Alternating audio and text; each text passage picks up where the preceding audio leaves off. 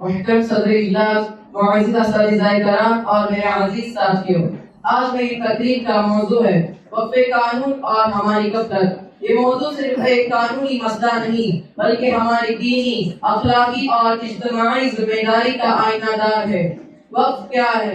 لفظ وقف عربی سے ہے جس کے معنی ہے کسی چیز کو روک دینا، یعنی کسی چیز کو اللہ تعالیٰ کی راہ میں اس طرح دے دینا کہ نہ وہ بیچی جا سکے نہ وراثت میں جا سکے بلکہ ہمیشہ ہمیشہ کے لیے لوگوں کے فائدے میں استعمال ہو۔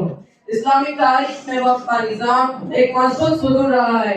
مسلمانوں نے اپنی زمینیں، مکانات، باغات، حتیٰ کہ اپنی دولت تک وقف کی، جس کے نتیجے میں مساجد تعمیر ہوئی، مدارس قائم ہوئے، یتیم خانے، لنگر خانے اور مسافر خانے بنے۔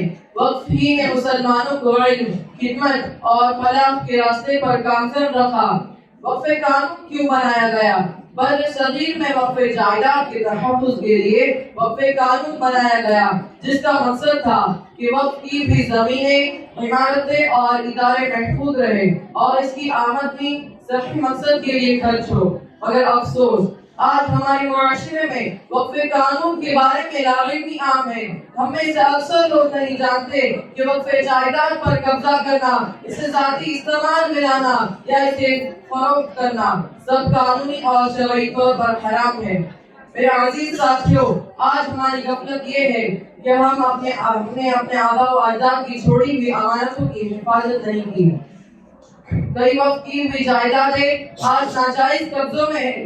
کئی مساجد کے آس پاس کی زمینیں آج تجارتی مراکز بن چکی ہیں اور ہم صرف تماشائی ہیں۔ ہم اپنی قوم کے تعلیمی ادارے بند ہوتے ہوئے دیکھ رہے ہیں، یتیم خانے خالی ہو رہے ہیں اور ہم پھر بھی خاموش ہیں۔ یہ غفلت ہی نہیں بلکہ مجرمانہ لاپرواہی ہے۔ فی الحال حکومت کی ساری وقف کی ہوئی جائیدادوں کو اپنے قبضے میں لینے کے لیے پارلیمنٹ میں ایک قانون لائی ہوئی ہے، جس کی قانونی اعتبار سے مخالفت کرنا ہم سبوں کی شرعی ذمہ داری ہے۔ اس لیے اس اعتبار سے پوری قوم کے اندر بیداری پیدا کرنا ضروری ہے۔ آخر میں بس اتنا کہنا چاہوں گا، وقف ہماری امانت ہے، اس کی حفاظت ایمان کا تقاضا ہے۔ اگر ہم بیدار ہو جائے تو یہی وقف جائیداد ہماری قوم کی تقدیر بدل سکتی ہے۔ اللہ تعالیٰ ہمیں سمجھنے، سنبھالنے اور امانت ادا کرنے کی توفیق عطا فرمائے۔ آمین۔ السلام علیکم ورحمۃ اللہ۔ بہت خوب